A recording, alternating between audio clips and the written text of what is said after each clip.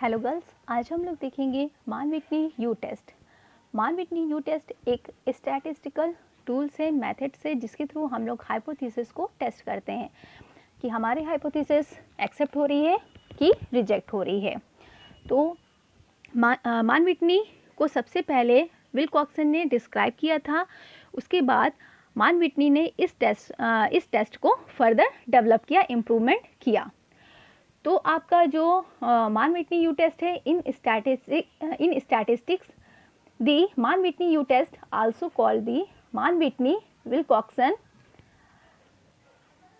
Wilcoxon is a non-parametric test of the null hypothesis that for randomly selected values x and y from two populations, the probability of x being greater than y is equal to the probability of y being greater than x.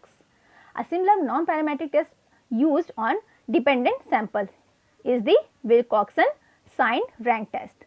तो जैसा कि हम जानते हैं कि जो हमारे parametric test हैं और पैरामेट्रिक टेस्ट में जो इंडिपेंडेंट टी टेस्ट होता है, इंडिपेंडेंट टी टेस्ट की जो बेसिक एजम्पशन है पॉपुलेशन पैरामीटर, वो पॉपुलेशन पैरामीटर नॉर्मल पॉपुलेशन होनी चाहिए। इसके अलावा हमारे जो ऑब्जर्वेशन है, ऑब्जर्वेशन इंडिपेंडेंट होने चाहिए, साथ में पॉपुलेशन का जो वेरिएंस होगा वो अननोन होगा। इस कंसीडर में हम मान विटनी यू टेस्ट का यूज़ करते हैं, यानी ये देखना होगा कि दो सैंपल के बीच डिफरेंस है या नहीं है, यानी सैंपल अननोन होंगे और रैंडम सैम्पलिंग से डेटा कलेक्ट होते हैं। सो यहाँ पे दो सैंपल के बीच में डिफरेंसेस को देखा जाता है, यानी ये दोनों सैंपल अलग अलग पॉपुलेशन से हैं या सेम पॉपुलेशन से हैं, ये हम लोग देखते हैं, चेक करते हैं। अगर हम इसके अजम्पशंस देखें, assumption and formal statement of hypothesis, तो इसके अजम्पशंस है all the observation from both groups are independent of each others. Second assumption is the responses are at least ordinal.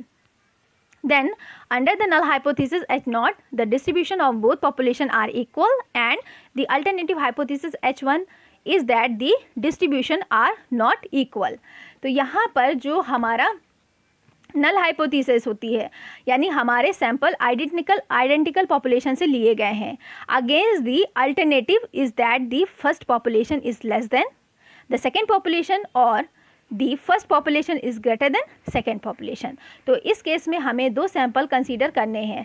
Let us consider that x1, x2 to xm, ये हमारा first step हो गया, यानी कि first sample हो गया, and y1, y2 to yn, ये हमारा सेकेंड सैंपल हो गया। b to random samples from two unknown population, that is not normal population. तो जो बेसिक अजम्पशन है टी टेस्ट का, जिससे हमने सैंपल कंसीडर किया हुआ है, वो पॉपुलेशन हमारी नॉर्मल पॉपुलेशन होनी चाहिए, लेकिन प्रैक्टिकली ऐसे पॉसिबल नहीं होता है। तो इसको हमने यहाँ डिफाइन कर लिया है, जो हमने सैंपल लिया है वो अननोन सैंपल पर बेस्ड होगी। यहाँ तक हमने पैरामेट्रिक टेस्ट के अजम्पशन थे वो देखे। अगर हम नॉन पैरामेट्रिक टेस्ट के अजम्पशंस को देखें तो नॉन पैरामेट्रिक के अजम्पशंस होंगे पॉपुलेशन नॉट नॉर्मल, यहाँ पे पॉपुलेशन नॉर्मल नॉट नॉर्मल होगी, यानी जो डिस्ट्रीब्यूशन होगा वो फ्री डिस्ट्रीब्यूशन होगा। नॉन पैरामेट्रिक टेस्ट को हम डिस्क्रिप्शन फ्री टेस्ट भी कहते हैं।